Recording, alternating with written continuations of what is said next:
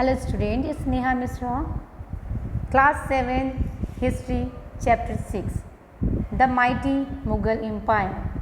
Mighty Mughal empire मतलब पूरी Mughal empire में कौन कौन से थे इस्टेब्लिश कैसे इस चैप्टर में हम पढ़ेंगे कि कैसे मुगल एम्पायर इस्टेब्लिश हुआ हमारे इंडिया में।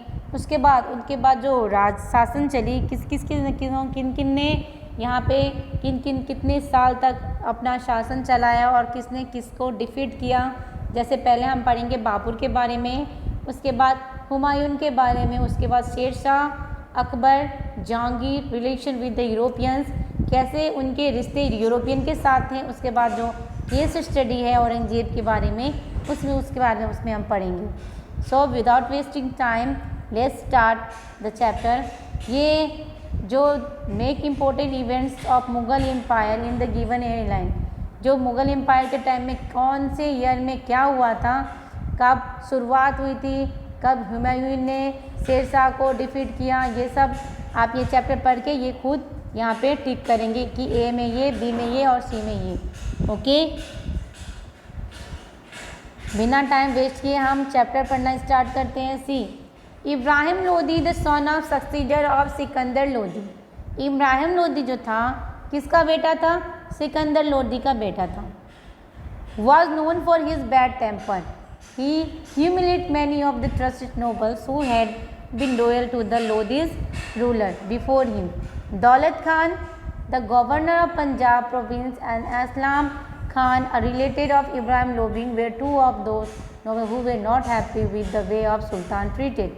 यही दो लोग थे जो उनके व्यवहार से खुश नहीं थे, उनके बैड टेम्पर से खुश नहीं थे।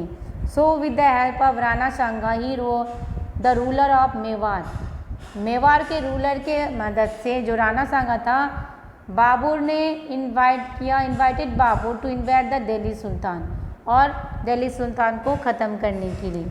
Now see establishment of Mughal empire in India. हमारे देश में मुग़ल एम्पायर कैसे इस्टेब्लिश हुआ, सो हम देखेंगे इसमें Establishment of Mughal Empire। C under the inspired leadership of Babur। Babar जो लीडरशिप कर रहा था, the Mughal took advantage of absence of strong central power in India। Mughal ने इसकी फ़ायदा उठाई। They invaded India and established the Mughal Empire, और उसने उसको हटा के अपना मुग़ल एम्पायर दिल्ली में खड़ा किया। पहले The Mughal Empire in India lasted from 16th century to 19th century, यानी कि 1600 सेंचुरी से लेके 19वीं के 20 सेंचुरी तक, यानी मिडल ऑफ 19th सेंचुरी तक इन्होंने राज किया है। That is very long period, बहुत ही लंबा समय हुआ है। दैट इज़ 250 ईयर्स, 250 साल कोई राज करना मामूली बात नहीं होती।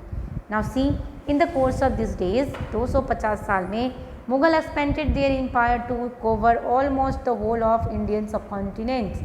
बहुत कुछ ही ऐसे बचे थे जिनके ऊपर इनकी कब्जा, इनकी टेक ओवर नहीं थी, यानी कि सब इनफैक्ट टोटल लैंड एरिया इन्होंने कवर कर लिए थे। The 6 Mughal empire are known as great Mughals, और जो 6 एम्पायर जो मेन थे उसको हम ग्रेट मुगल्स भी बोलते हैं। Now we will study about the Babur. The first Mughal empire of was Babur. पहला मुगल एम्पायर कौन था? बाबर ही था। बाबर की फ़ोटो आपको दे रखी है कि वो कैसा दिखता था। सी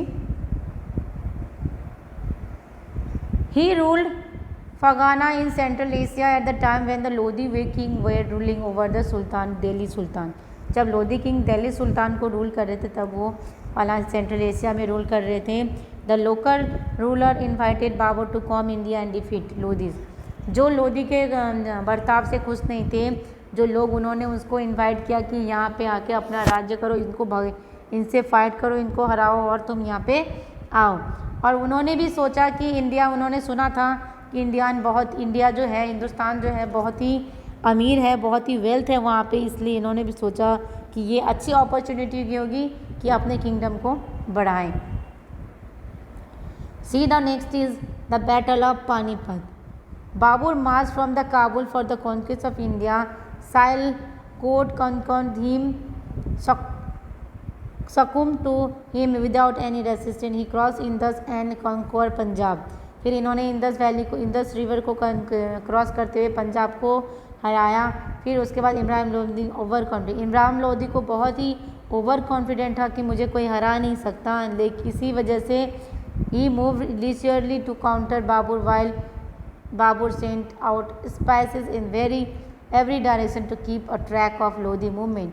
और वहीं पे ये बाबर ने अलग अलग दिशाओं से, अलग अलग जगह से उनके ऊपर नज़र रखा हुआ था, लोदी पे नज़र रखा हुआ था, सारी इन्फॉर्मेशन उनके पास थी.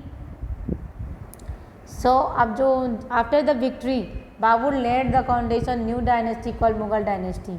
और उसके बाद उन्होंने उनको हरा के उन्होंने एक अपनी डायनेस्टी बनाई जिसका नाम क्या था, मुगल डायनेस्टी. ही सक्सेसर नोन एज मुगल्स. और उनकी जो दूसरे जब वो राजा थे वहाँ के, उनके बाद के जो राजा को क्या बोला जाता था, मुगल ही बोला जाता था.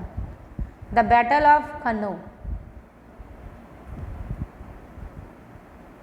सी